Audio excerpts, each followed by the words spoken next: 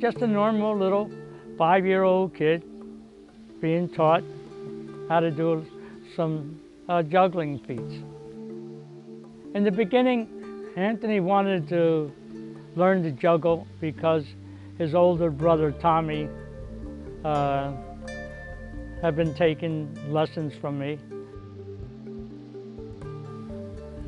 And I never, for an instant, started to train him to become a juggler. I asked my dad to teach me, he taught me, so I just learned. And my brother, he's 3 clubs, but he's in the Navy right now, and now I'm here. I was 8 years old. I won the junior nationals, and I won a gold medal in Paris, and I won a trophy in Monte Carlo. You know, I got so excited when we first opened the show here, and I got on the phone and called a friend of mine and asked him to come down and be in the show. He is the world's greatest juggler. His name is Anthony Gatto, and he's been in the Guinness Book of World Records since he was only 8 years old.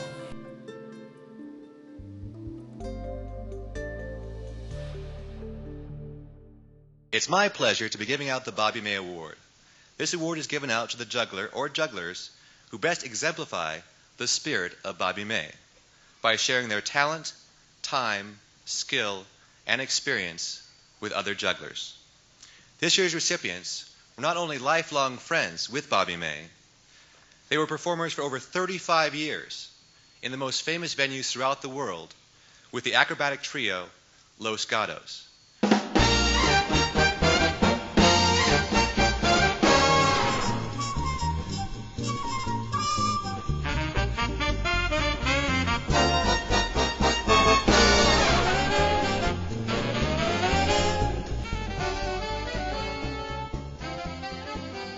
This year's recipients of the Bobby May Award, Nick Gatto and Albert Morera.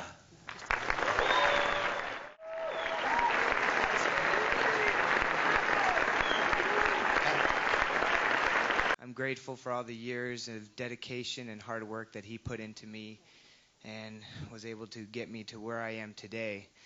And another thing is you just don't see acts like that anymore, my God. Anyway, here it is for the one coach that I just adore and love so much, my dad, Nick.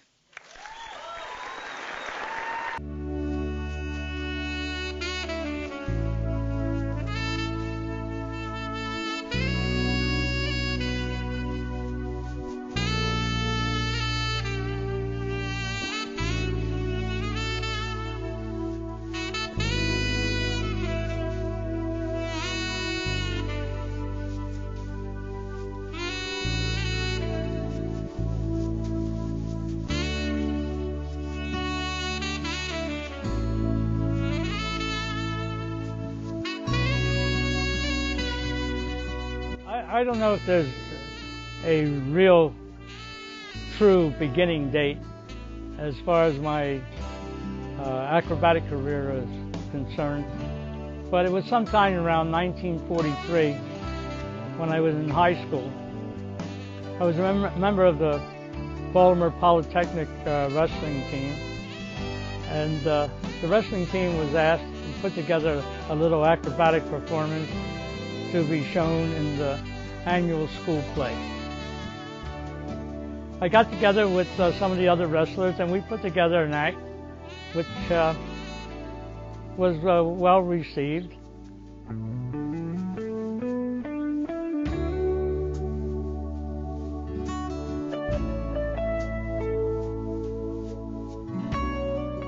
The wrestlers that I had been doing this acrobatic work with graduated. I decided to go to the Central YMCA to learn more acrobatic work and more athletic work.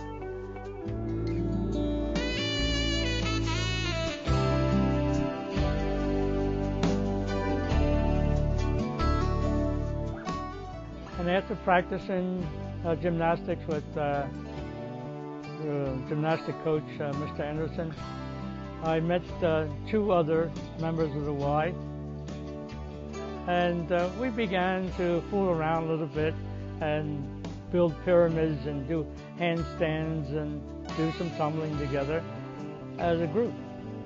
Later on, I teamed up with Tom Kraft, who later became our top mounter, and Albert Marrero, who was the bottom man. Extremely strong, extremely gifted individual. And the three of us used to, in the beginning, we would just get together casually to have some fun and see the crazy pyramids we could build.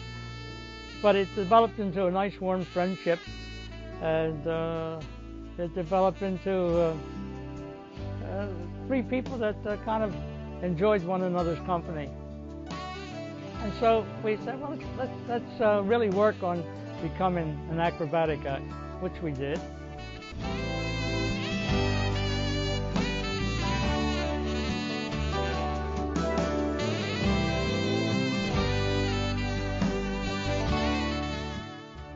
So we were a member of a group of people that were going to entertain the servicemen, and it was also a tryout. One of the girls was supposed to report back to the agent as to how we did. Well, she thought we did really great, and so he decided to give us a few shows. And after working in tuxedos and bare tops, he thought we'd get more work if we did a comedy. And so we changed the nature of our performance from statuesque type of acrobatic to comedy acrobatic.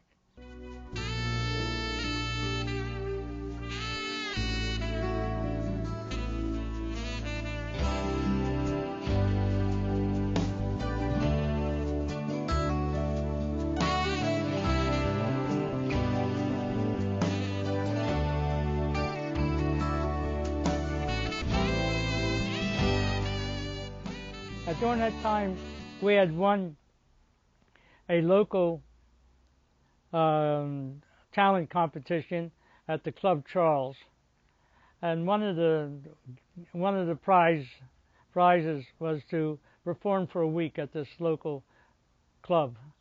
During one evening performance, we noticed that Milton Berle and his entourage had come into the club, and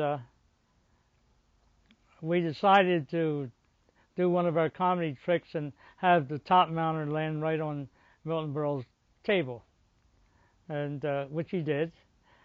And after our performance, Milton Berle's agent came up to our dressing room, and it said that Milton liked our act, and if we ever come to New York, to give him a call. So our agent decided to call up Milton Berle, and when he spoke to Milton Berle, Milton says, yeah, I can use the boys, but are they still wearing those raggedy costumes? We were told that we were really sensational. We had done really well. And our agent was at the show and told us to go home because he promised us that he'd get us a Broadway theater. And by the time we got home, we were told that we would be opening up at the Capitol Theater on Broadway with Alvino Ray.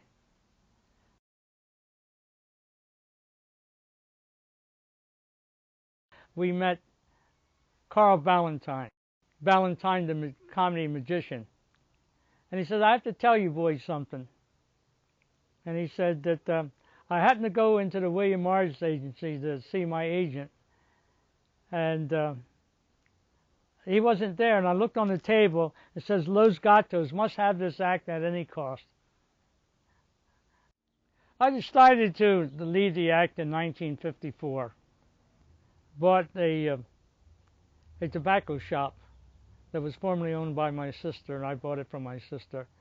And that was where I began to train Anthony as a juggler. All right. I would pick Anthony up from the bus stop and take him to the pipe shop, where I'd give him a little lunch.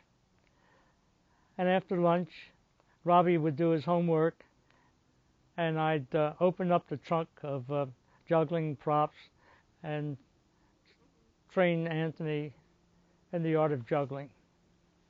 Anthony was, at that time, Anthony was a little bit before 5.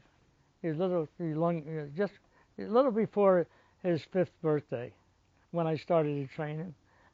When I started to train Anthony, it wasn't for him to become a professional juggler. I knew from my own experiences how fickle show business could be and how difficult it could be and all the traveling and so forth and so on. So I just taught him some juggling so he'd have a skill that he'd have a sense of worth about. They could share and show his other friends. And so we began to work together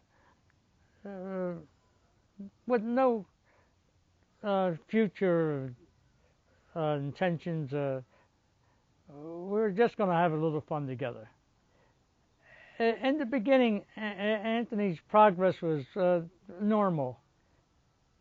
He would become discouraged once in a while, but we managed always to hang in there. Before I even began to teach him to juggle, I taught him to balance. I would make paper cones and have him balance them. And I wouldn't even juggle to him, have him juggle. I would just throw balls, a number of balls into his arm where he would cradle. And just to learn to catch, I'd throw him a ball, a soft ball, a rubber ball, and have him bounce it off his head, or have him bounce it off his shoulder, or have him bounce it off his knee, or kick it to me. We did little things like that. I noticed that after a few weeks that his progress was becoming more and more rapid. So rapid that at times he didn't even have to learn to do the higher number. Like when he went from 3 to 4, he never had to practice 4 balls. He could do 4 balls. He never had to practice 5 balls. He could do 5 balls. While practicing, he could visualize a trick and tell me that after he finished doing what he was asking him to do, he was going to show me something. And he'd show me a new trick.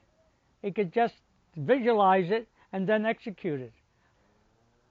We practiced for about 3 years, just a little bit, 15 minutes a day, sometimes a half hour. I had been, in my earlier years, a member of the IJA, International Jugglers Association, and I heard about a convention coming up in Cleveland, Ohio, when Anthony was 8 years old, and I decided to enter him into the contest. He did very well. He won first prize, and shortly after that, he got an engagement to appear on the That's Incredible. After That's Incredible, he went to France and won the gold medal in Paris. After that, he was a star performer in the Michael Edgley Circus in Australia. And things just have continued to, improve. His ability improved, his skills, his desire to be a juggler. Because there were times when he used to tell me, why did I make him a juggler? He didn't want to be a juggler. It was so long ago that I started to juggle that I can't remember exactly how I felt when I first started. I mean, I was almost 4 years old, so it's something that I can't look back and remember that memory. Now, as far as when I started to get professional and come to a period in my life when I still can remember back then, around 9 years old and 8 years old, I didn't think about so much, how it felt. I enjoyed to do it as a child, and it was something fun. It was a little bit difficult when, I'd get out of school and the other kids would go off and play or do whatever, and then I would have to go to practice, So there were periods in my life where I was a little bit upset about that, but this time I would never trade it for the world, I was never forced into practice the way some artists are, you know. I mean, in the circus world, it's, you know, sometimes you have stage parents, you know, and they go crazy on that. But for me, it was always a choice, but I mean, you know, it was enforced a little bit by my parents. You know, they expected me to go to practice, and then, you know, you always want to please your parents. I mean, I did as a child anyway, and so I would go, you know. And then I think the discipline came after years of doing that. You know, you just become like, well, this is my life and this is what I do, you know. So to this day, I mean, now I'm more disciplined than ever because I understand why I'm doing this. You know, when you're a kid, you just kind of do it and just kind of listen to your family, listen to your parents, and you just do what you're told, you know. But I was never really like, you know, pushed to like immensely to juggle, no, you know. And I could have stepped out of it at any point that I wanted to, but you know, I chose to keep going. It'd be 1981. I think it was 1981. Yeah. I was 8 years old, so it was 1981. Won the gold medal at the for the junior competition in Cleveland, and yeah, you know, it was my first time at a convention.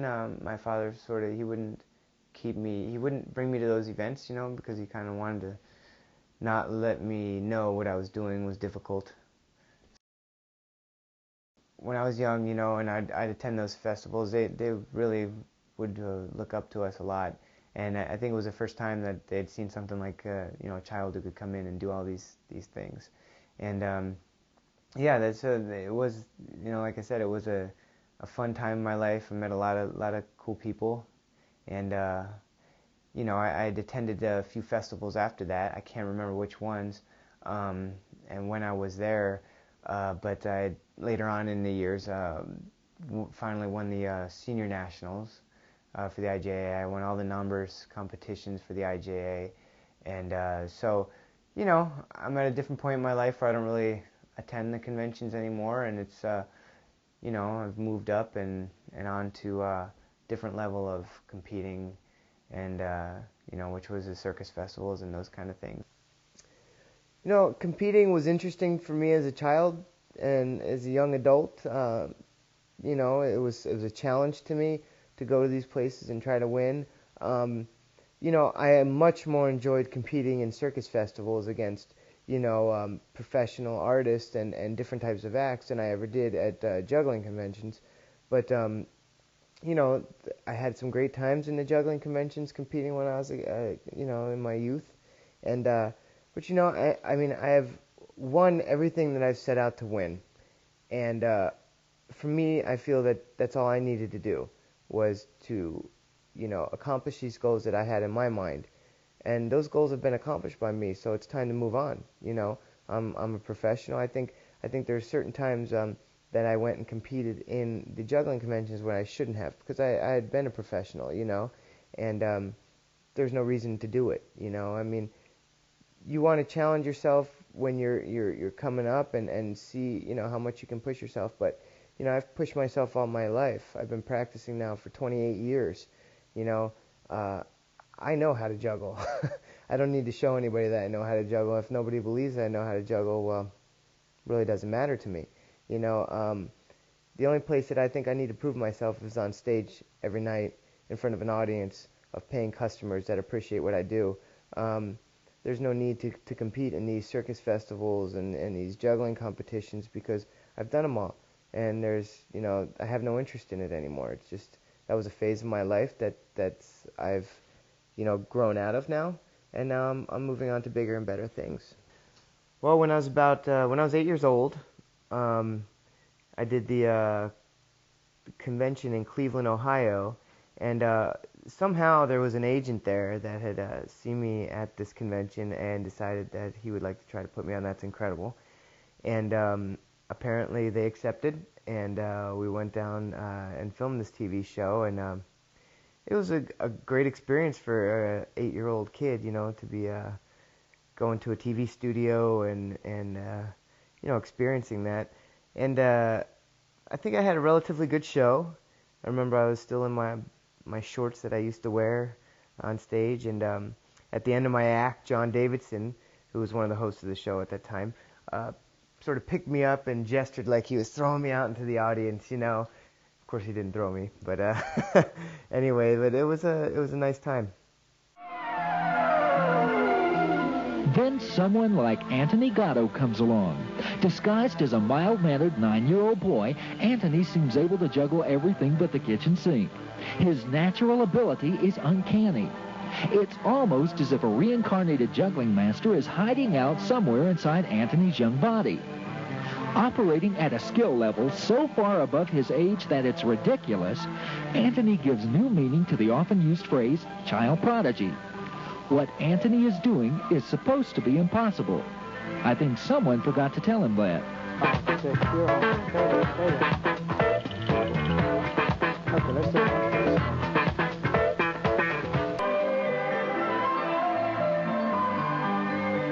Dick Franco, currently appearing in the Hilton's Ice Spectacular Razzle Dazzle, is a world-class juggler. Now, Dick has worked throughout Europe, and he's won some coveted awards for his skillful juggling. But Dick will be the first to tell you that what Anthony's doing is technically very difficult. When I'm talking about professionals, people that work on my level, that have accomplished what I've been able to accomplish, I'm talking about a total of 10 people in the whole world. So Anthony's one of those 10, as far as accomplishment goes. Yeah. Oh yeah, I'm not speaking about hundreds and hundreds of jugglers. I'm speaking about what you can count on your two hands. Jugglers that are world-class performing jugglers in the world. We had to ask Anthony how he does it. Well, yeah, they say I learn faster. Of course, Anthony didn't get that good by just learning fast or having some kind of hocus-pocus magic touch, although it sure has helped him. Somewhere along the line, he practiced. Now, I count 3 half showers. Okay. 1, 2, 3. Away from all the practicing and bright lights, Anthony is like any other kid his age. It's still kind of hard to believe that at the ripe old age of 9, Anthony has already been awarded a gold medal in international competition, and he's appeared on both French and American television. Aptly enough, he's performed on That's Incredible twice.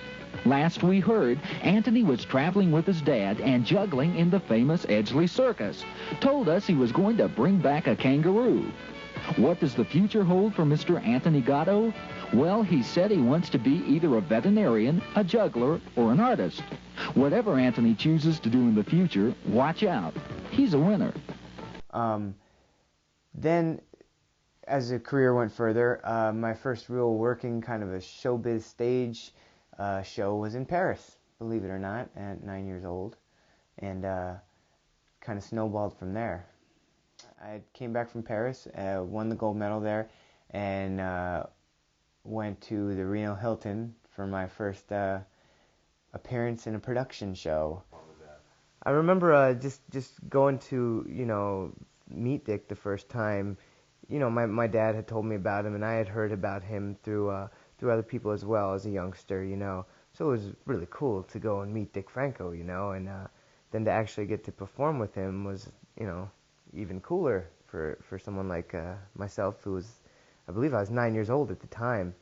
And, you know, about the whole show, I don't remember too much that went on. I do remember that Dick presented me with a plaque, you know, sort of describing me and saying, you know, a big juggler in a small package or something like that, I think it was. And on the dressing room, they had my name, you know, Dick Franco and Anthony Gatto, and it was very cool. And you know, I remember a lot of the other things up until the performing, like getting ready backstage and my first time spraying Aquanet hairspray in my hair, and you know, putting on stage makeup like that, and it was just really cool to be backstage and all the dancers and showgirls all around, and you know, Dick Franco warming up, and you know, me warming up, and it was just a real memorable time. As far as the actual show is concerned, you know, I can't really remember everything that happened, you know, or how it went down, or if I did good or not, but I just think it was an amazing experience. We got a real treat for you today, and as soon as I can catch my breath so I can talk, we'll bring it out here and show you what it is. First, I want to explain to you a little bit about juggling. Juggling is very, very, very difficult. I don't think in town you see anybody walking down the streets juggling. It's really hard. Just to do this, for the normal person to do that, the average person to do that, is almost impossible. 1 out of every 1 million persons is capable of doing this. Now, I juggle pretty good.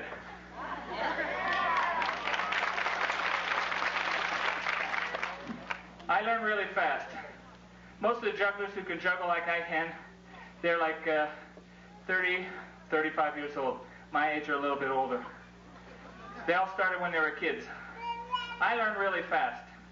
It only took me 10 years to learn how to juggle like I can now. And I practiced 8 hours a day, 7 days a week, and I worked really hard. 10 years. And I learned fast. So it would be logical to think that if I brought out here, say, a 9-year-old boy, about this tall, if I brought him out here and he could go like this, that'd be something, because it's really hard. Now, if he could do a few tricks besides that, then that would really be something. But what I'm going to do, if I brought out a 9-year-old boy who could not only do this, but could do everything that I just did, and even more, then that would really be something. And that's just what I have. He's standing right back here. And he's going to be out here in a second. Now, this young man just got back from Paris, where he did the first show ever in his life. The first live show ever. It was a competition among 50 variety artists, young artists that came from all over the world. Now, out of all these artists, this 9-year-old boy, this tall, he was the youngest and the smallest. And he came back with this.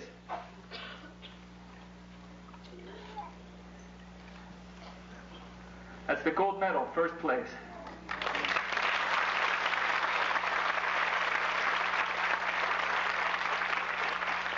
Now that's in the world, the gold medal, first place.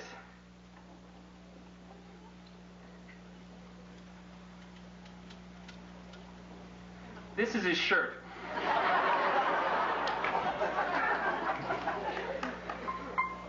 What is it here? Size 7. Now I explained to you how hard juggling is. I practiced 10 years. It's hard for me to believe that a guy who can fit into this shirt can win that medal by juggling. But we have him here tonight. He's the only boy who's ever been featured on That's Incredible, not once, not twice, but 4 times. He's the only person ever in the history of That's Incredible to be on 4 times. He's undoubtedly the world's greatest juggling talent, and I'm proud to have him here on stage with me today for his first public appearance in America at the Reno Hilton Hotel. I'm going to bring him out right now. Let's give a warm welcome to Anthony Gatto.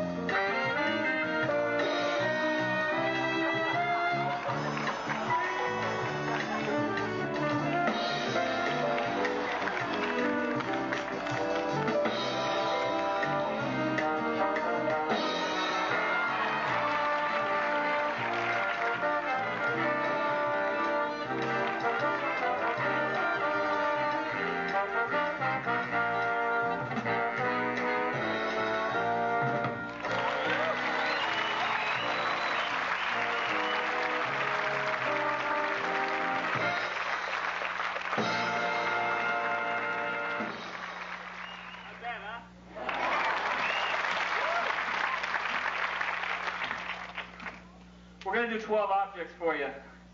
For a kid this size, with hands that size, to do 12 objects, it's impossible. But unfortunately, nobody told him that. We're going to try it for you.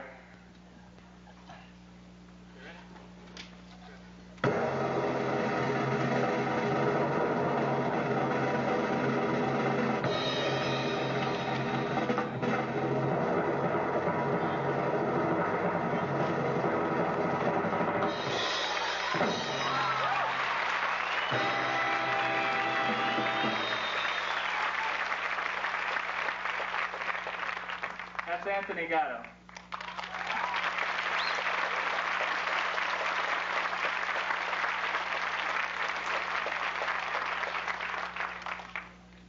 Get down to this level here. See, we're the same height. Anthony, where are you going from here? Australia. What are you going to do in Australia? I'm going to juggle on a circus. Anthony's going now to a circus that they make in Australia. They only do this every 4 years. It takes them 4 years to search out the talent that they put into this circus. And they travel all the big cities in Australia, and they show the Australian people the best in circus. He's going to be the star of the show there.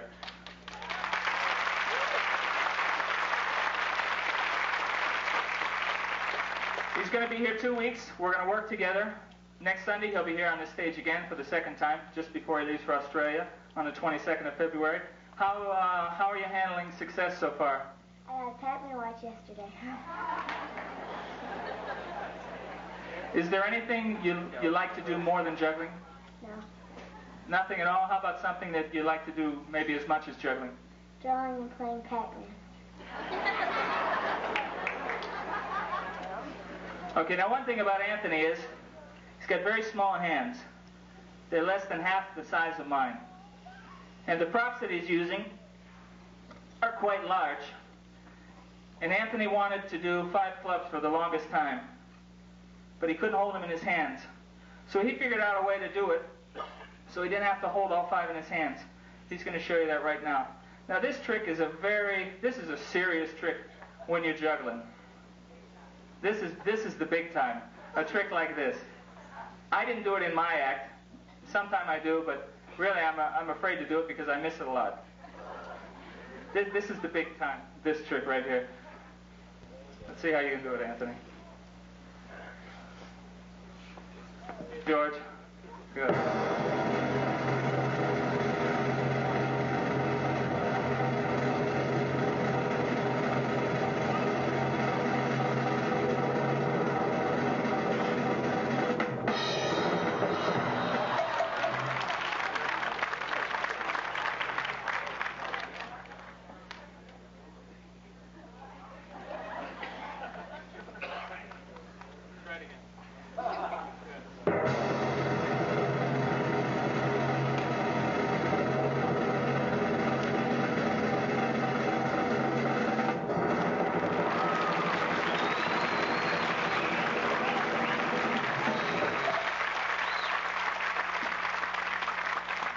He's going to do it right.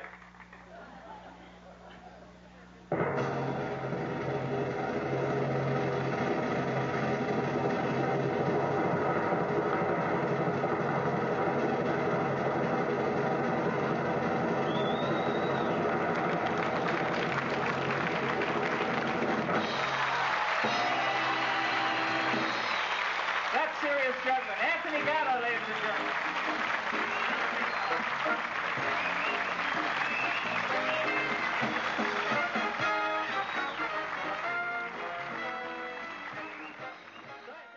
I mean, you know, as far as there's a lot of child stars in the I think in the acting world and maybe the singing world, but you know, in the juggling world, it doesn't really happen that much, I don't think. And for something like that to happen to me was amazing. You know, I got to go around the world. I got to meet all kinds of celebrities and work with them, and basically it was considered a prodigy.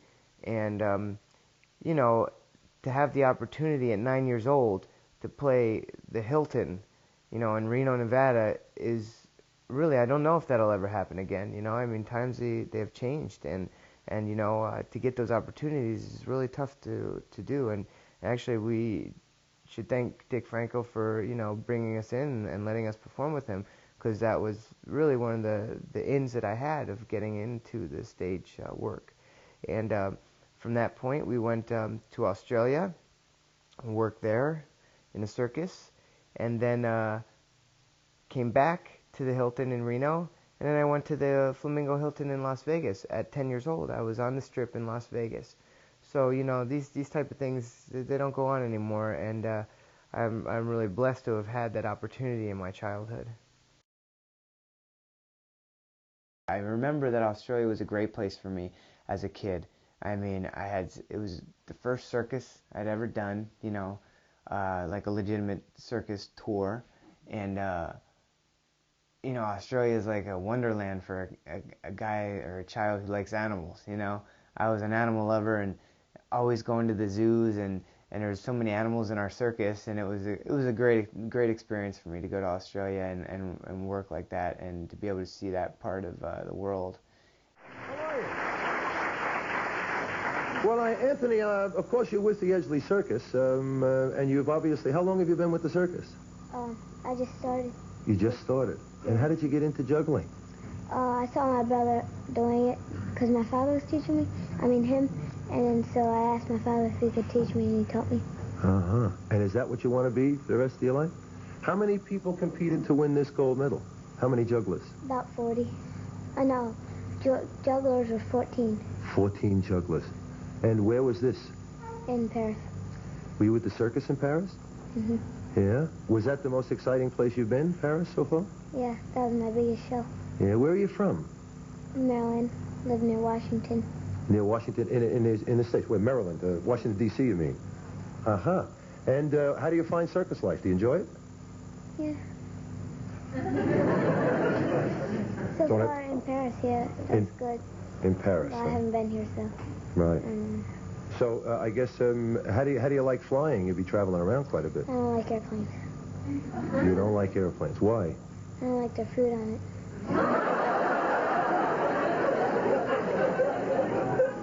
I better not ask you which airline you fly. We could be in a lot of trouble here, you know. How much practice does it take before you perfected your act? Well, some days I did 1 hour, and some 2, and some 3. Yeah. Does it hurt? Is it painful in any way to be doing juggling, or is it? Well, sometimes I wish I didn't do it, but some days they're really good, so. And audiences give you a nice reaction, huh? Yeah. Yeah? Well, why don't you go stand over there, Anthony? I'll tell people about the Michael Edgley Circus, and then we can have a good look at your act, okay? Okay, just a minute. The Michael Edgley Circus Spectacular. It opens in Adelaide on March the 12th, followed by Melbourne, Canberra, and Sydney. It's filled with wonderful circus acts. This is just one example. We have another act for you later in the show that is absolutely spectacular. You'll love that, too. But in the meantime, say hello again. Anthony Gatto, here you go.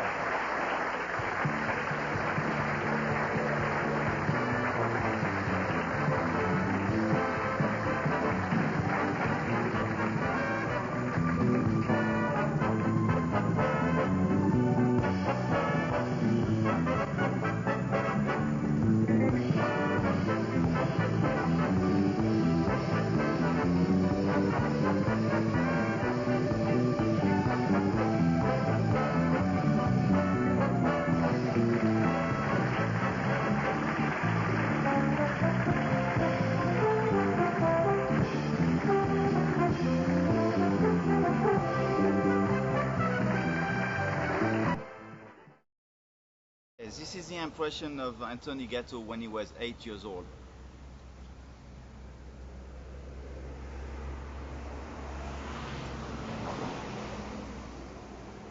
Okay, joke being aside, Anthony Gatto was my first ever meeting of a true gifted juggler in the world.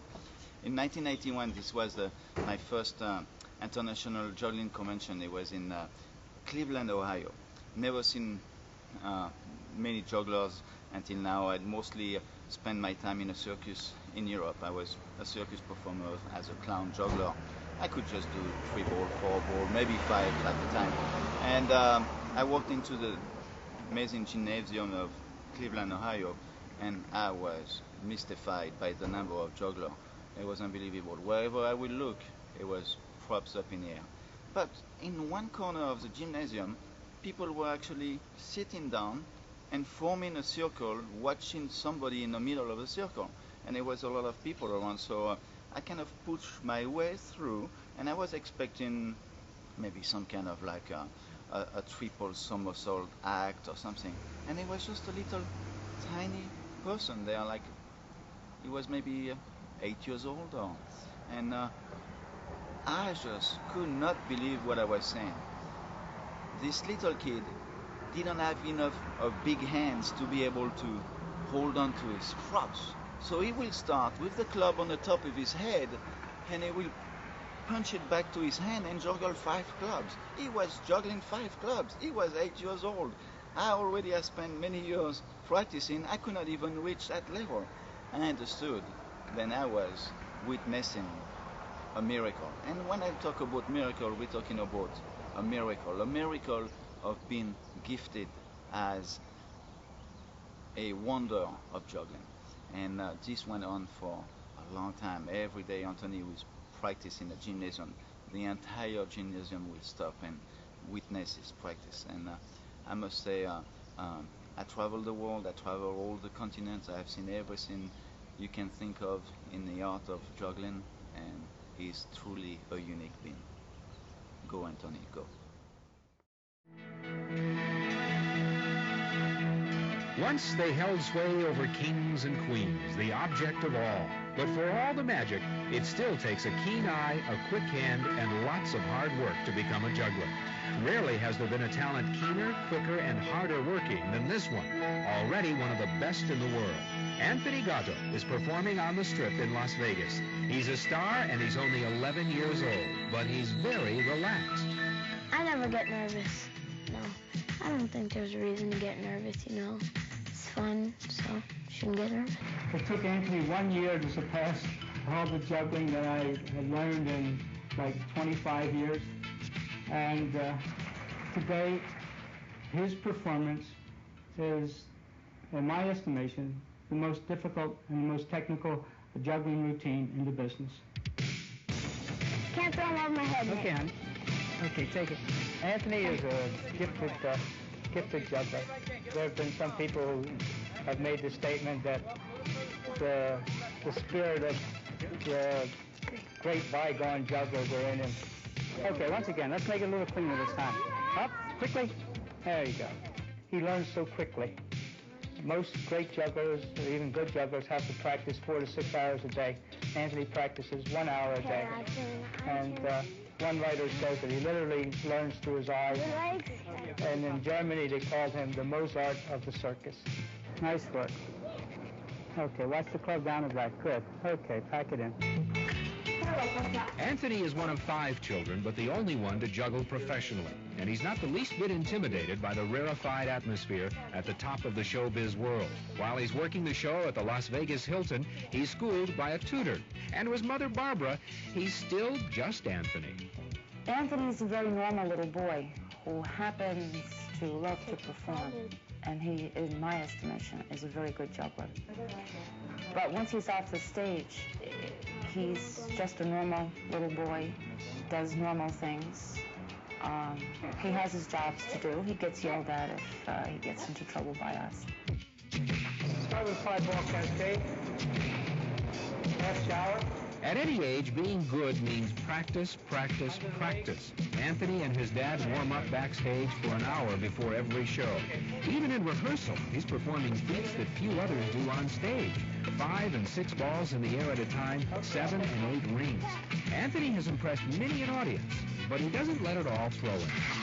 7 rings is pretty hard, but it looks easy. So people say that I make it look easy, you know, but it's not really easy. That's Ollie. It may be that all the world's a stage, but for this 11-year-old, it's still a playground. He finds it a kick to meet the Vegas stars, and the dancers and the showgirls find him a kick, too. Between acts, Anthony even devotes time to the animals in the show. He probably doesn't realize now how much his parents are sacrificing to keep show business in the family. They've even left their home in the East to be with him here. There is sacrifice involved. You just can't make plans for yourself. Your first consideration always has to be Anthony, or, you know, what's good for him.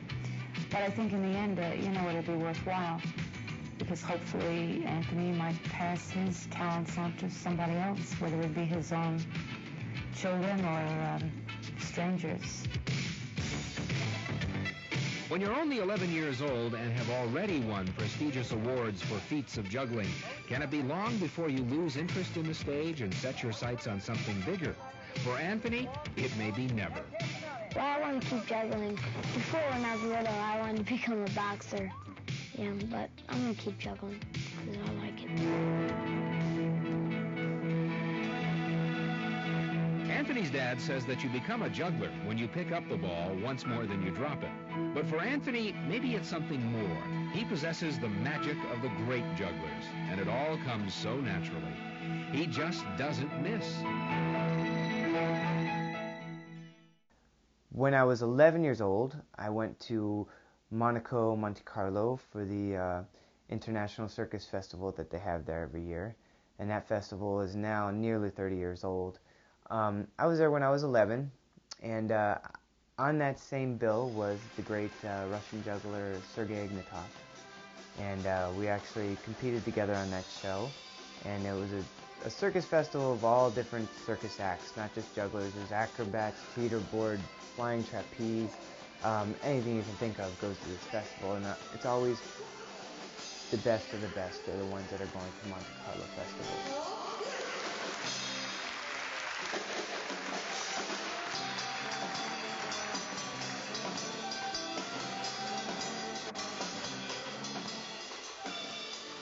At that time, when I was 11, Cary Grant was had a big part of that festival because he was big friends with the Prince of Monaco. And so, actually, I did this festival, and I didn't take a first or second place award, but I was 11 years old at the time. But they gave me a special prize, and that was handed to me by Cary Grant.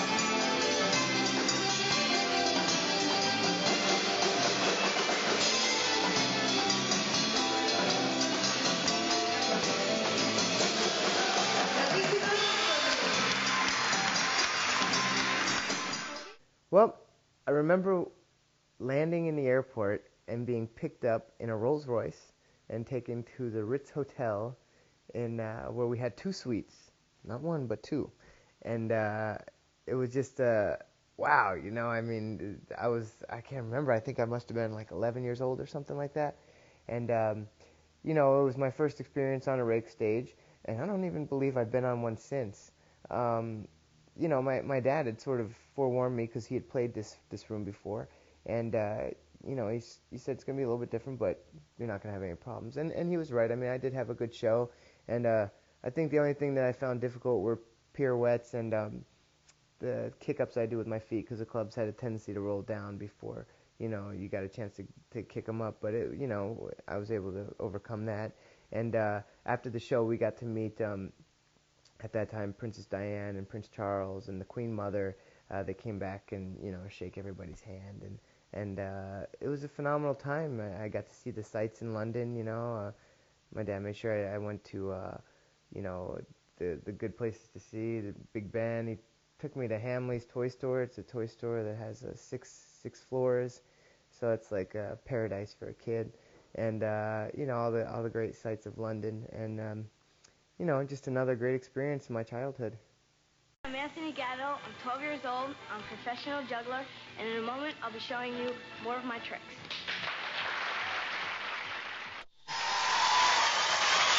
Yes, the new champion juggler is 13 years old. And would you like to see what young Anthony Gatto did to bring the judges to their feet cheering? Just watch. Here is what he did with 7 balls, to the amazement of his peers.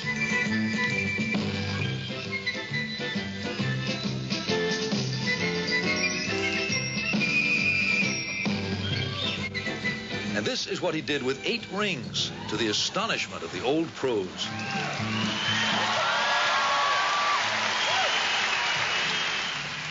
And this is what he did with 6 pins, to the wonderment of everybody. No question about it. At the age of 13, Anthony Gatto is the champ. Anthony, why don't you say something?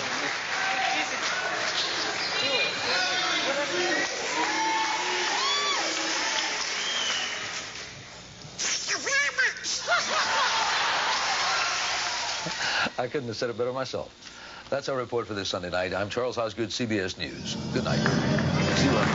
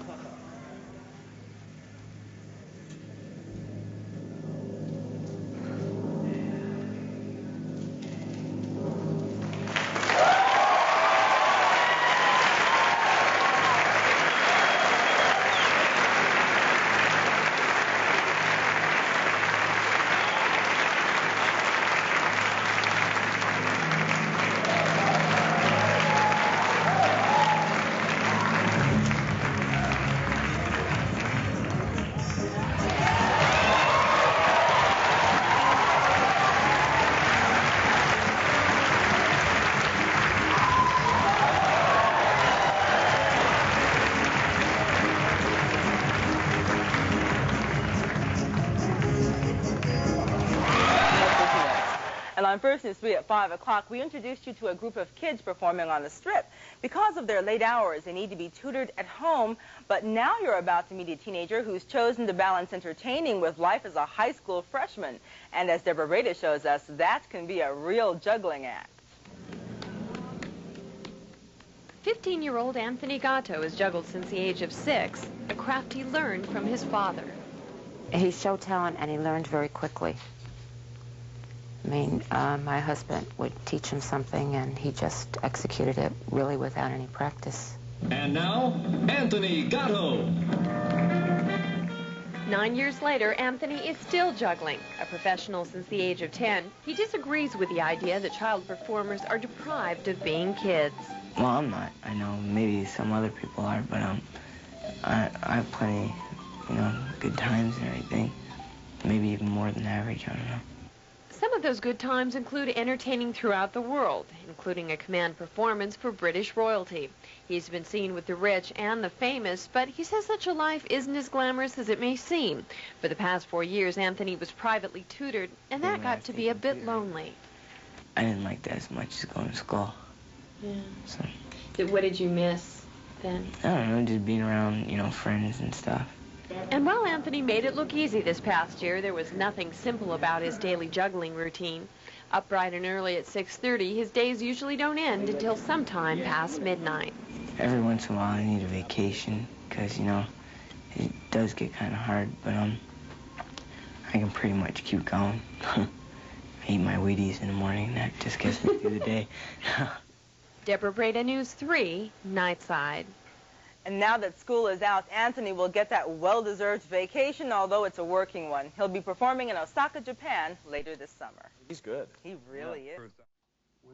I started performing casinos at, 9 years old was the first one in Reno. And then I moved to Las Vegas when I was 10 and started working here at the Flamingo Hilton at 10 years old on the Strip. And I've since played every major hotel in Las Vegas since I was a child.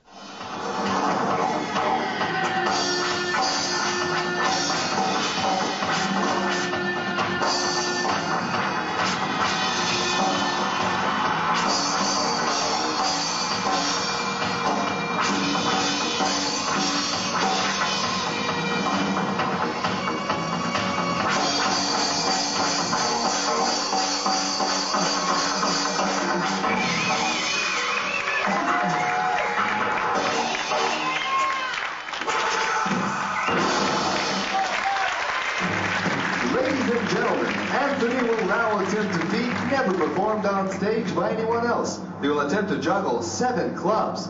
Anthony.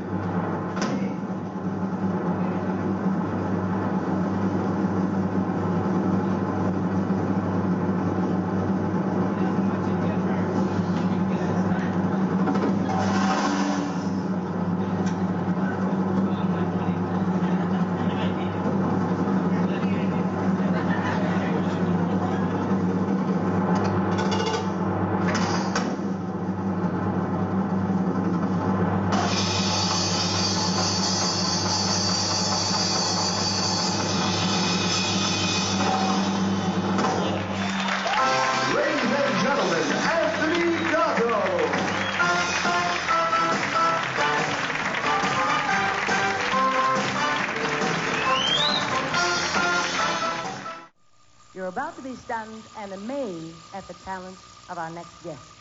He's a supreme juggler. Welcome, 17-year-old Anthony Gatto.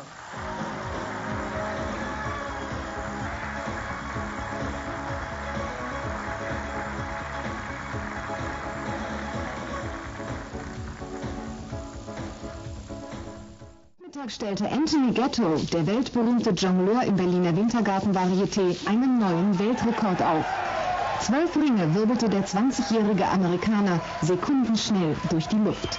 Der Nachfolger des großen Rastelli, Schutzheiliger aller Jongleure und... I do basketball halftime shows for, corporate events, all kinds of things. The halftime shows, I think the first one I did, and believe it or not, I remember this, is the Sacramento Kings. And actually, basketball halftime shows are a little difficult to do because it's such a high ceiling, and it's tough to get any perspective on how high you got to throw the items. And the other problem with the basketball halftime shows is that they have an air conditioner running, and that usually affects some of the props in an adverse way. And but they're fun to do, and you get to watch the game and see the live action. But I do those occasionally now. He became an instant legend in the IJA when he came to the Cleveland Convention in 1981, just 8 years old. He won the juniors competition. The great Bobby May met him there and recognized a prodigy. Appearing at his last IJA convention ever, May signed the back of Anthony's competition certificate to the king. Anthony Gatto flashed 8 rings on this date. He juggled 7 clubs for 1 minute, 13 seconds. He did 7 rings for 5 minutes, 20 seconds. And he did 8 rings for 1 minute, 17.2 seconds. For numbers champions, balls, clubs, and rings, from Las Vegas, Nevada, Anthony Gatto! I'm glad to be back. It's my hometown. And, it just feels good to get an award and everything, that they think that much of you, give you an award. And here I come here, I practice, and there's a crowd, it's like doing a show. It's pretty neat. In Vegas, when I practice by myself, me and my dad, and that's it.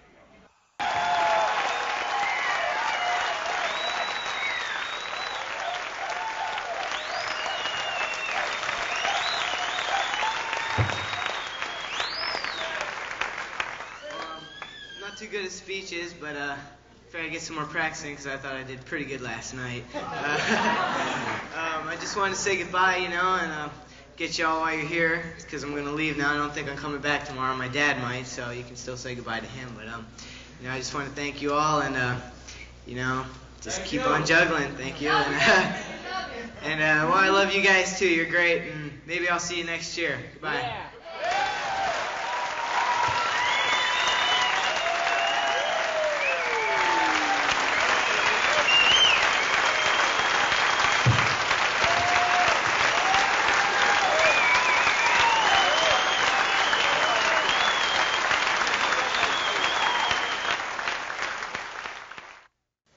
Well, of course, when I was a child, Rastelli was the name that my dad would always talk about. Enrico Rastelli, he did this and he did that, and so really he was like almost like a mystical character for me. It's just unbelievable the things that he would tell me about.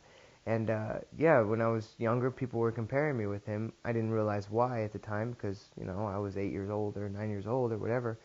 And as a matter of fact, ironically enough, my mother considered when I was born naming me Enrico. And I don't know what the change happened, but how funny that would have been if I would have been called Enrico, right? And so yeah, in my early years, he was the person that I would look up to. I had never seen any video of him. I only heard about these amazing things, and gradually as I got older, and I had started experiencing what other jugglers did through videotape and whatnot. I definitely admire everything that Enrico Rastelli did, but I sort of switched who I idoled later on in life, and my later idol became Francis Brod. I got to see his entire performance, on tape, and just the whole experience of watching him was you're at the edge of your seat. You can't believe what he's doing, and it's so effortless, and his presentation and just the way he delivered his tricks and the speed in which he got into them and out of them, and the accuracy that he had with his assistants, all the elements that came together in Francis's act just blew my mind. So, of course I was just like really awestruck when I saw him. And, some of my movements that I use on stage are derived from Francis, and inspired from him. And he's just, he became a great inspiration for me. And then I had the opportunity to meet him and become friends with him, which was, a dream come true. And to find out how nice of a person he was, and just his kindness and generosity, and he just, it topped it off for me, you know, and I have utmost respect for him and everybody in his family. Francis came to watch me at the Tiger Palace many times, and I can remember the first time that Francis ever saw me was in Las Vegas at the Venetian, and you know, I told him, don't tell me when you come to see the show, you know, because I would probably get nervous. And so it just so happened that the night that he came to see me at the Venetian here in Vegas, I was taping my act. So I was going out into the house to set up my video camera, and who should I see coming in the door but Francis Brunn, and which was an ironic situation because, first of all, when I tape my act, I usually never do good because I got the camera on and, you know, you're just trying too hard. But then to find out Francis was there was just, you know, a double whammy for me. And I would say I didn't have my best show that night. You know, I had a couple mistakes, and I was just too tense and, you know, really wanted everything to go right. And when you try too much, sometimes it goes the opposite direction. And so thankfully, you know, he came to see me numerous times at the Tiger Palace because that was basically his second home. You know, he had a great relationship with the directors and the owners of that place. And so he was there quite often to see my show, and he got to see some good shows, and I'm thankful for that. And we got to have some nice conversations, and yeah, it was a good experience. When I was a child, my dad would make me practice an hour and a half a day. That was maximum. And if I was preparing for a competition, we might have gone a little bit longer. But you know, juggling is something like, well, I feel that if you practice so long, once you hit the 4 or 5 hour mark, your muscles are getting so tired anyway. Then you're making inaccurate throws, and then your whole pattern goes off. So you're basically practicing mistakes in a way. So there have been jugglers that have had very successful careers and practice 8 hours a day, and that worked for them. But for me, growing up, it was always an hour, hour and a half, but every day. You know, there was no missing practice. And interestingly enough, the older I get, the longer I'm practicing now, you know, because you start to develop so many different tricks, and just you have this montage of things that you need to touch base on. And with juggling, it's something that you do need to touch base on a daily basis to keep up your skills. So so I'll practice, you know, sometimes 2-3 hours now, whereas as a youth I didn't. But then again, you know, I have to touch base on so many things because my skill level has improved since a child, of course, I hope. And you know, you grow and you get more things that you learn, and if I were to touch base on everything that I can do, my practice session would be 6 hours a day.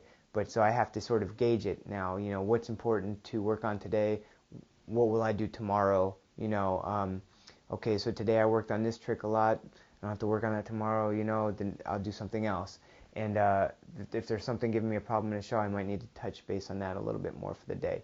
But, you know, my practice sessions they're never the same exactly. You know, I always have my basic tricks that will always be practiced, but the structure will always be about the same. You know, I usually begin with balls. Actually, I begin with soccer ball work, you know, warm up and everything. So then I'll go to the balance sticks, you know, and that's a tool that has been really helpful in my career, getting a gauge of how tall the ceiling is and sort of the way the room is with these little balancing tools that I put on my nose. And then I go to the balls. I do my whole ball sequence, you know, with 5 to 10, sometimes just 5 to 9. It depends on the day. And then I'll go to the rings, you know, damage the hands a little bit. The rings are a little bit rough on the hands. And I end with clubs. And the reason I end with the clubs is because there's a lot of energy put out for those, so I can't very well begin with them because then I won't have anything left over for the rest of my practice. So, you know, everything else is pretty light. You do get fatigued, but, you know, so I'll end with the clubs, and now my practice session can be as long as 3 hours, you know.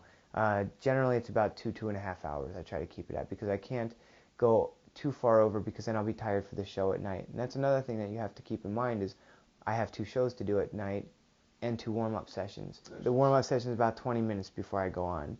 It mainly consists of mostly 3 clubs. The majority of my warm-up is 3 clubs.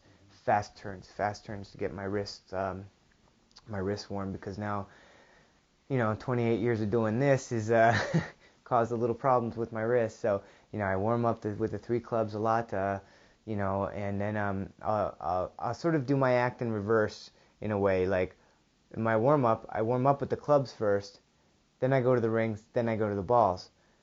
But for my act, that's the order of my act, is I start with the balls, then I go to the rings, then I go to the clubs. So I figure my warm-up, I bring it back down to the prop that I am going to use first, and so that would be the balls. So it's the last thing I warm up with before I go on stage is the balls, and then I'm ready for them.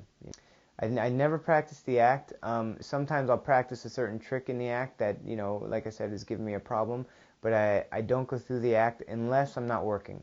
If I'm not working, once a week I'll run through the act a couple of times, but it's not like I practice my routine, and it's worked out well for me. I mean, typically jugglers, once they've got their ability and they got their act, that's what they do, is practice their act. But I like to practice. The way my mind thinks is that if I can do X amount of numbers here for X amount of time, then when I go on stage to do it this much time, it's gonna make it that much easier. For example, like in practice, I'll run 7 clubs for 2 minutes.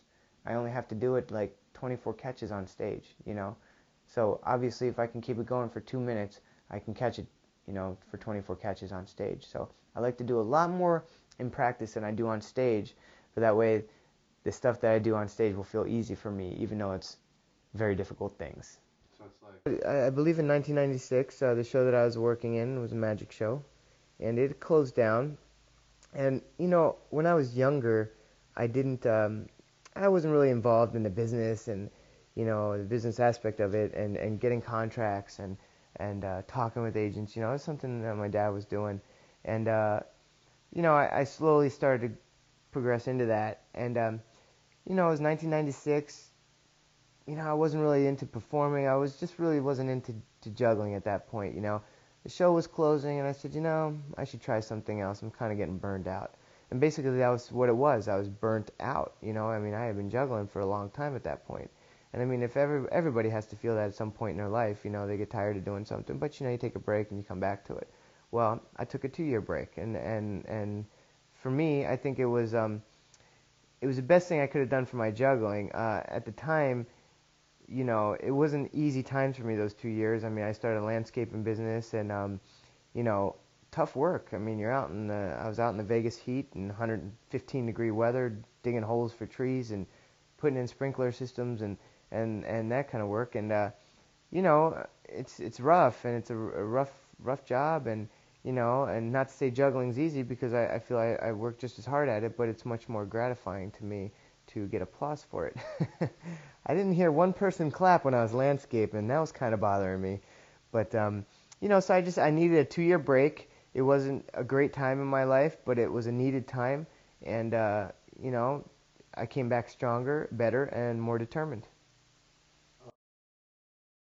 I would say Melinda was a great opportunity for me, because she took me through some awkward years. When the time when you're like, not really a kid, and you can't get away with just being cute and doing difficult things. You had to start being a performer. And so during my years of 13 through 18, I was with her on and off. She'd always let me go out and do other things and come back in her show. And but she did take me through those awkward years, and I think it would have been quite difficult to find work at that time. Because at that time it was no more relying on just talent alone. It was like, okay, you got to start delivering to the audience and not just demonstrating. So I wasn't the fastest developer in presentation, but I feel like it's developed now, and I consistently work on that, and now I feel I get almost as much compliments with the presentation as I do with the juggling, which is great for me. And so she was very very instrumental in my career, and bringing me through some strange years, and just keeping me working, keeping me out there in the business, and played many a hotel in Las Vegas with Melinda. I got so excited when we first opened the show here, and I got on the phone and called a friend of mine and asked him to come down and be in the show. He is the world's greatest juggler, His name is Anthony Gatto, and he's been in the Guinness Book of World Records since he was only 8 years old. And now he's just a young gentleman. His father is also a big part of his act. I can't say enough about this young man. Please put your hands together for the one and only Anthony. I met Anthony 7 years ago in Branson, Missouri. We were both performing. He was in a magic show, and I was dancing in another show in town, and we just had mutual friends. They said, "You've got to meet this guy." I said, "Okay," and they said the same thing to him. And before we knew it, we were at a party together, and we hit it off.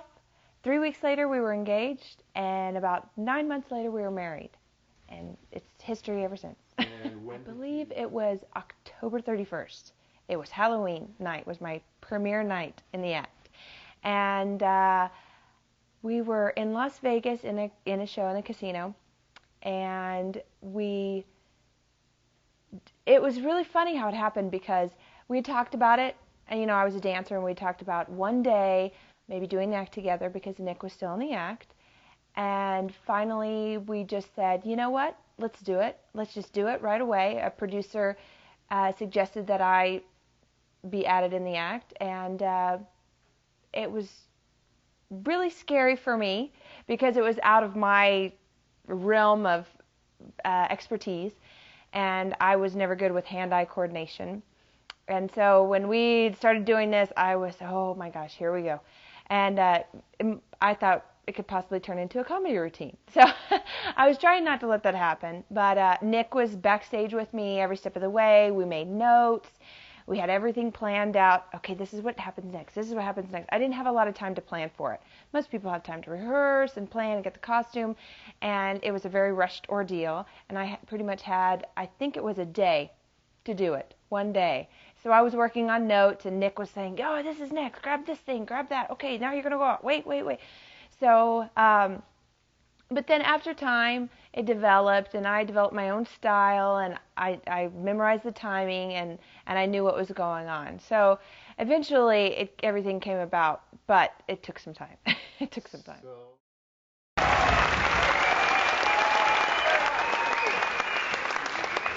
I'm going to do a 5-minute comedy bit. Anyway, the reason I'm getting on this microphone talking to you guys right now is there's someone I'd like to introduce, and whom you all know and have seen around my life, all my life. It's someone who's very special to me, somebody who has been sort of a role model, a mentor, and just all-around great father. And he's since retired last year. My wife has taken his spot. So right now, I'd like to bring out my father, Nick, who should be backstage.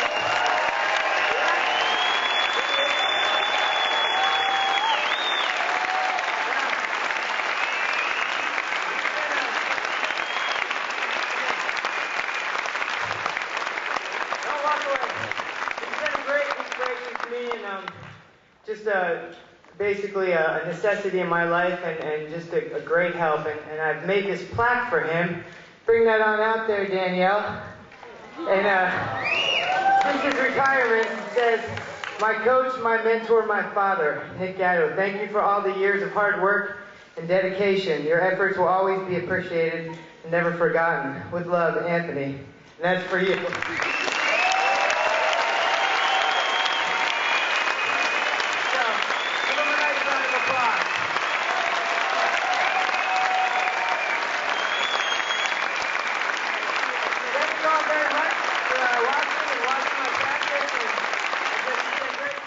I don't like to say I replaced Nick, because you can't replace Nick, he's special. I just took over, and I added my own personality and my own style, my own flair to it. And when Nick was in the act, it was phenomenal. It was great. It was just a different look. Now he's got his wife out there, and we have this husband-wife, young, hip kind of feel to it, hopefully. That's what I like to think. But it was difficult. It was difficult because I felt a little bit like Nick had been doing it for so long. He juggled before. I wasn't nervous to be on stage because I was a performer. So that part I felt very comfortable with. But catching and throwing and being accurate and worried about making mistakes, and making him make mistakes. I was really petrified in the beginning. Nick was there like for moral support. He hung out backstage with me for as long as I needed. So he was a big help for me. Now, in 2000, I was fortunate enough to be invited back to that festival. And at that time, it had existed now for 24 years. And in this 24 years of this festival, there had never been a juggler who'd won the gold medal. And all the great jugglers had been there, except for Francis Brunn. And I think that would have been an exception. He would have got the gold. But some other names? Chris Kreml was there, Dick Frankel was there, Sergei Ignatov was there. Some other, top-level jugglers in Europe had gone. And I went in the year 2000 again, back to the same festival, because it was just something I always wanted to go there and at least come away with a silver, which is what, the top jugglers were coming away from that with. And so we went there in the year 2000. We got invited back to do it, and it was a big competition, and I was able to earn the Gold Clown, which had never been done in the 24-year history of this festival. And the Gold Clown is right there. Hold on, let me go in for that shot. So that was my top prize, I think, actually, I'm sure that is, for an artist, the top award that you can win in the world. It's sort of like the Academy Awards for circus. And thrilled to have been able to win that award. When you're a winner, I don't know if it's for everybody, but that night at the awards festival, we got a knock on the door, and the director of the show said, "Tonight you're going to have dinner with the prince." So we figured, well, we're going to be at a banquet, and the prince is going to be there, and we're going to be at this banquet, and that's going to be great. But we walk in, my wife and I, and to a big round table, and there's the prince and the princess, and Princess Stephanie, Princess Caroline, and some other dignitaries. And they said, well, you're going to be sitting here with them. And we said, wow, So they separated my wife and I so we would mingle. They didn't want us to be just talking to each other. And so we got to, dine with Prince Albert, Princess Stephanie, Princess Caroline for the entire evening, and sit at their table and talk with them the entire night. And it was one of the greatest experiences in my life.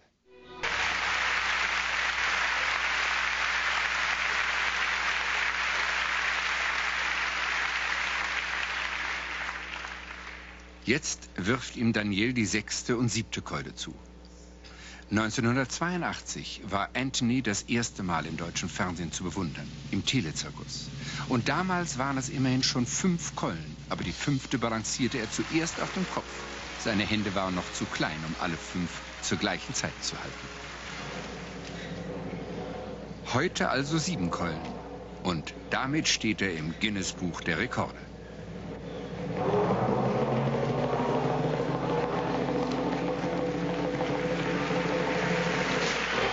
Geschafft. Absolut sicher. Und noch eine Steigerung. Ein weiterer Eintrag ins Buch der Rekorde. 11 Ringe. Dazu braucht er allerdings eine von ihm erfundene Spezialhalterung, denn dafür sind seine Hände bis heute nicht groß genug.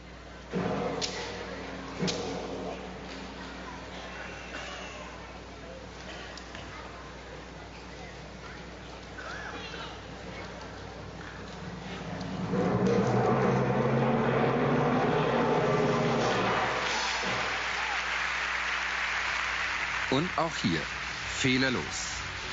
Jubel im Publikum. Prinz Albert beginnt mit den Standing Ovations und auch die Jury war beeindruckt. Der erste goldene Clown im neuen Jahrtausend geht an Anthony Gatto.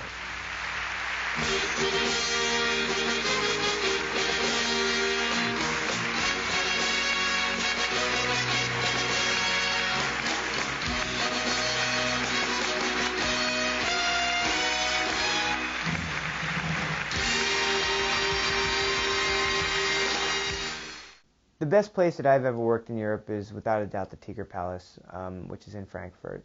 It's a very small house, a very intimate house.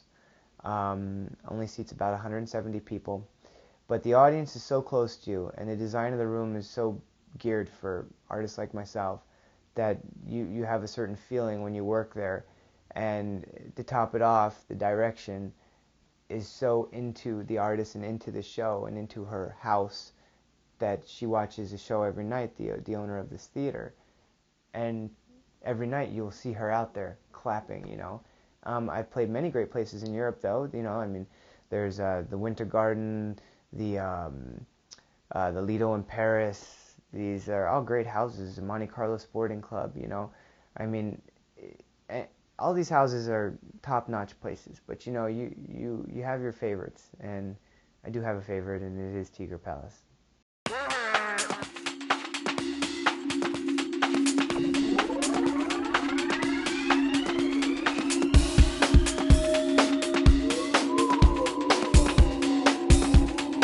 Let the bass go.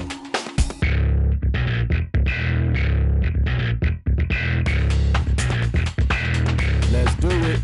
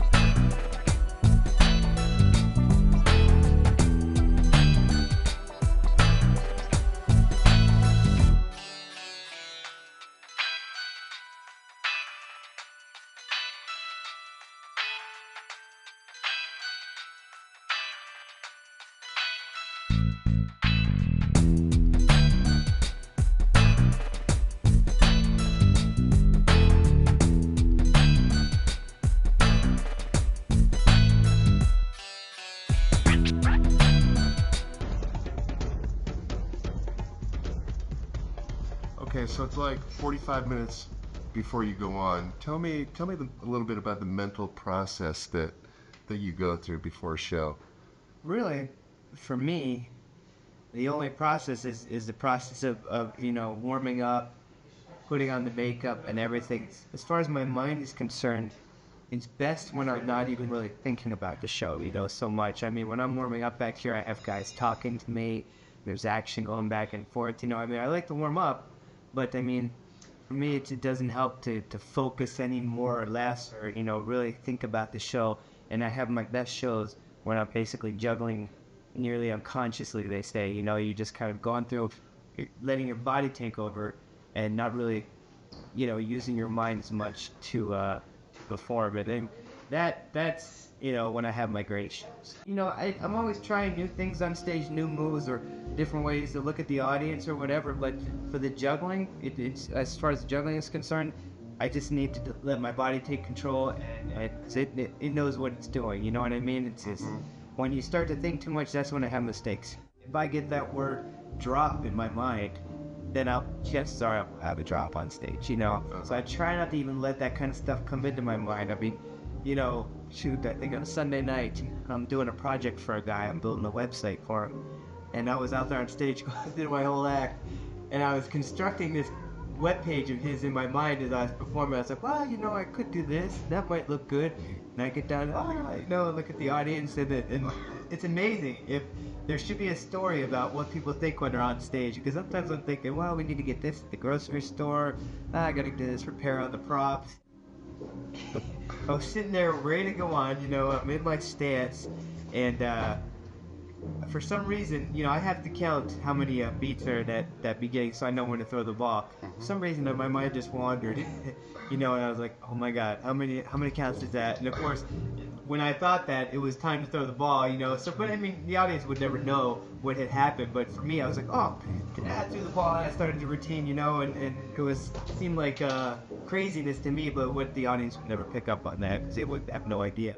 A lot of people out there, as many as I can see, I try to touch base on as many as I can see that are looking, at me anyway. Even sometimes they're not looking at me. I'm not doing my job. But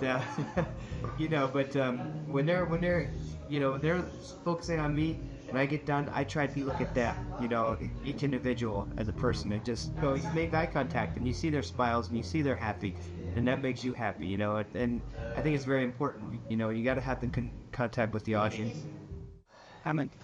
I can tell you that each premiere that we go to, I'm a little nervous. The first 3 days, new place. Usually it's the press is there the first show. God knows why they always come the first show. And all the artists from all the shows come and they want to see the premiere.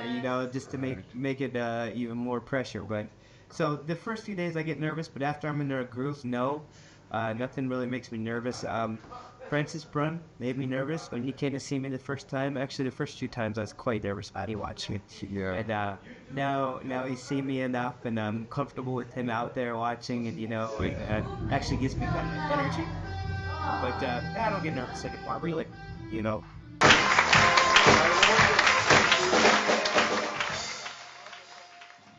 Well, I think that every human has a need to be recognized. They want to be recognized for something in life, Whether it comes out in them or not, is another story. But I think deep down inside, we all have this desire to be recognized. So juggling has given me that. I can't walk out into a grocery store and somebody's going to say, hey, you're Anthony Gatto. I'm not on that level. I'm not an actor. I'm not a sports hero. But in the circus and variety world, I am quite known. And I would say that somebody knows me in every country, So it's kind of a good feeling to, for example, I just went to Argentina for a television show, and I had numerous fans out there that I never even knew, existed, and they had the utmost respect for me, and it's a great feeling to have that kind of power, and influence on people, and to be able to just, people have a conversation, they talk about jugglers, your name has to pop up in there, and it's a good feeling, and I'm really thankful for juggling, for giving me that opportunity to be somebody who has made a name for himself in this world. I think I mentioned, I feel like juggling, I've conquered it. Now it's time to conquer entertaining, and that's what I'm working on now. I'm working on having more material, so if I need to, I can deliver a longer show. Getting into some comedy, because it seems like people love to laugh. Especially here in America. They love comedy. And so ironically, some of the lines I use in my show here in the States, I could never say in Europe because it just would never go over.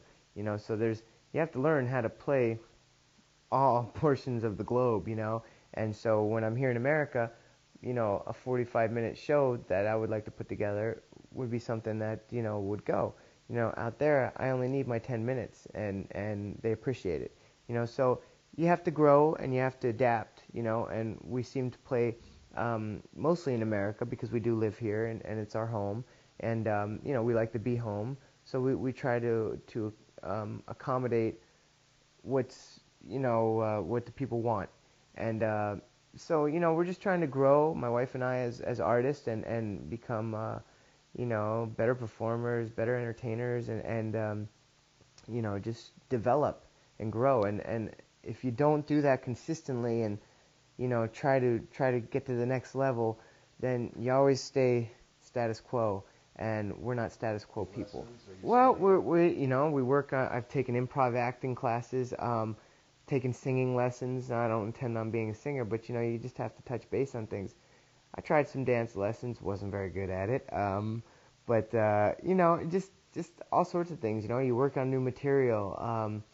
You try to find ideas for some things with audience participation, and we don't want to do, the same things that everybody does. We want to be up a level, and so it's just, trying things on stage nightly. Nightly I try a new line, or I try to say something different or a different way to see which gets a better reaction, and I really pay attention now to my show and to what the audience is reacting to, and you can go out there and do a million tricks and they just will never see what you're doing, but I don't know, I do head rolls with one ball and they're going crazy, and that for me is like basic stuff. But if, I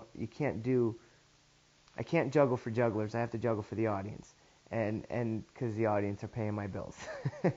So that's what I'm trying to do now is listen to them, hear what they want, and adapt to that.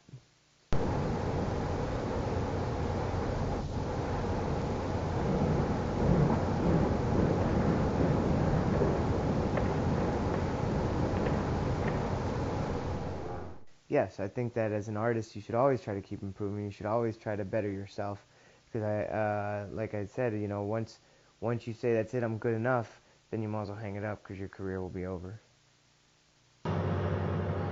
Ladies and gentlemen, Anthony will now attempt a feat never performed on stage by anyone else. He will attempt to juggle 7 clubs. Anthony.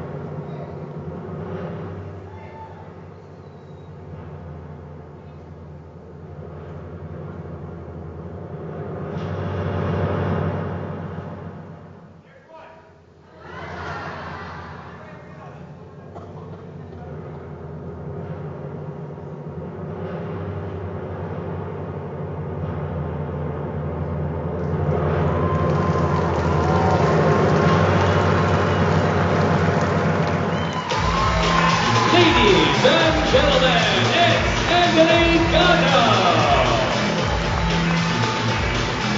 World's greatest juggler, Anthony Gatto!